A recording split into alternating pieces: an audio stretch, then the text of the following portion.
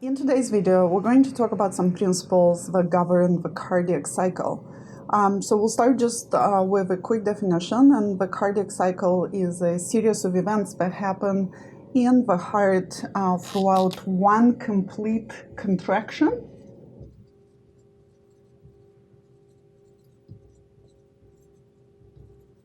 And we're going to call this contraction systole.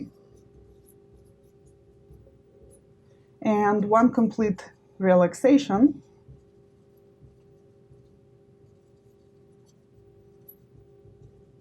and relaxation is known as diastole. On average, the cardiac cycle lasts about 0.8 seconds.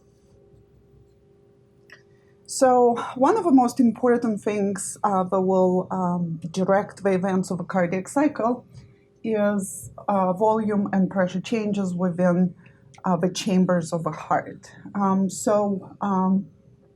Pressure in the chambers, and we're going to write it like this, so pressure in the chambers will depend on changes in the volume of chambers.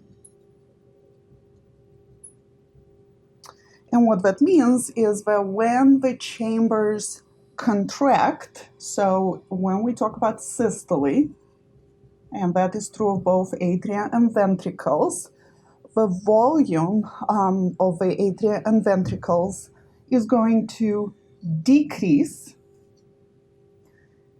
Think of it as we are squeezing the blood inside that chamber, and in response to that, the pressure in that chamber is going to increase. At the same time, during diastole, when the chamber relaxes, its volume increases, which means the pressure inside the chamber is going to decrease. Number two, as we talk about blood flow in the heart, we have to remember that blood is going to flow from high pressure to low pressure. So blood flows from high pressure to lower pressure. So what that means is that blood within the cardiac cycle tends to flow from atria to ventricles, and then from ventricles into the big arteries.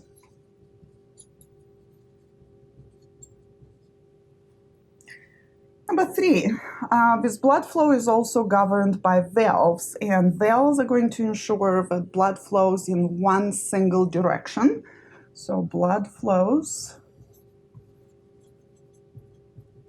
in one direction due to valves. And we know that those are flaps of tissue, so flaps of endothelium that we see in the heart, and we have two sets, the AV valves and the semilunar valves. So when the valves are open,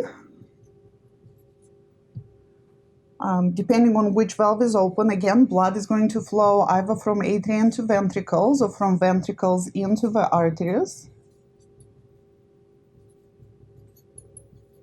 When those valves close, blood cannot flow, so no flow. And in addition, closure of valves is going to generate heart sounds.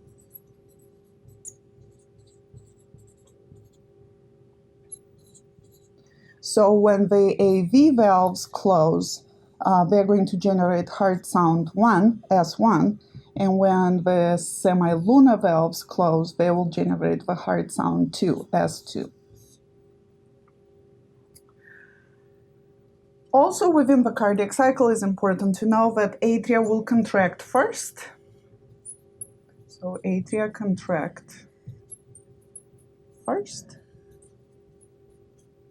and then ventricles will contract second.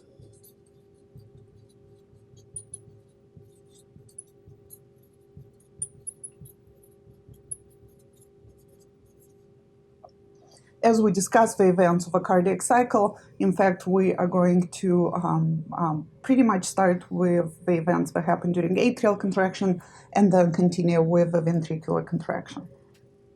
Usually, we're also going to combine the events of a cardiac cycle with the events of the intrinsic conduction system of the heart. So when the atria contract on the EKG, we are going to see P wave. Again, the P wave is representative of atrial depolarization and atrial contraction. When ventricles contract on the EKG, we're going to see the QRS complex.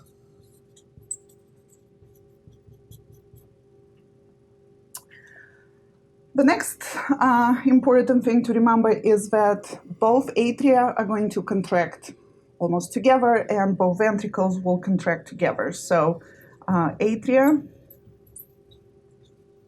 contract together at the same time, and ventricles contract together.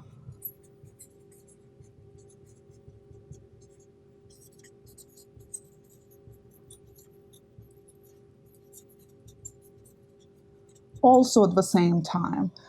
There is a word that we often use to represent this almost same contraction in both atria and ventricles, and this word is contraction in unison.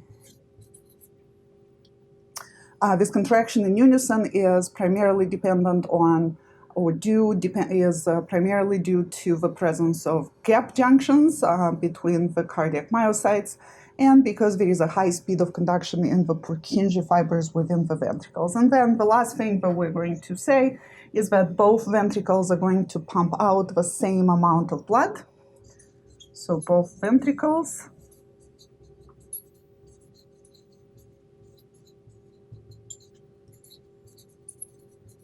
pump out same amount.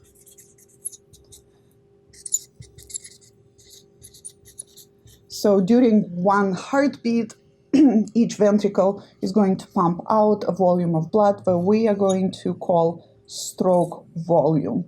So we'll talk about the stroke volume and particularly the phase in which this ejection of blood happens from both ventricles.